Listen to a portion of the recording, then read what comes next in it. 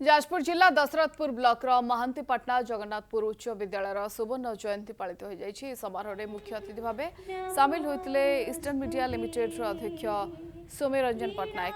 ए अवसर में पूर्वतन कृषि मंत्री जगन्नाथ मल्लिक, पूर्वतन प्रधान शिक्षक जगन्नाथ महांती प्रतिमूर्ति अनावरण कर स्मरणिका स्वर्णप्रभा उन्मोचित होती। सुवर्ण जयंती समारोह में मुख्य वक्ता दास मनोहर कहते चेर थिबारु गछ अछि, गछ थिले शाखा प्रशाखा पत्र फूल फल धरे आमे चेर को भूलीगले हेब नाही। तेणु अनुष्ठान ने अवदान थिबा प्रत्येक व्यक्ति को कृतज्ञता ज्ञापन करने आवश्यकता रही। से मुख्य अतिथि सौम्यरंजन पट्टनायक कहते गोटे शिक्षानुष्ठान श्रेष्ठ संपत्ति होछि तार छात्र छात्री और शिक्षक। समस्त छात्र छात्री अनुष्ठान प्रति ऋणी हेबा दरकार।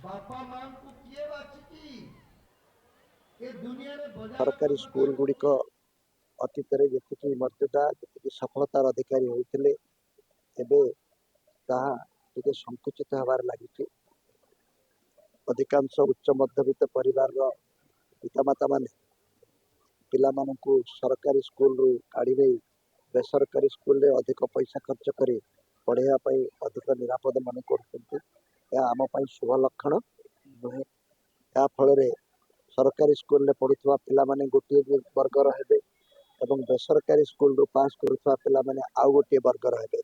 ओडिया समाज दुई भाग में विभक्त होगापाई जाउछि। भविष्य में ए दी जन भितर आदौ भल संपर्क रहिबो नाही। आम आदौ शुभ लक्षण नुहे।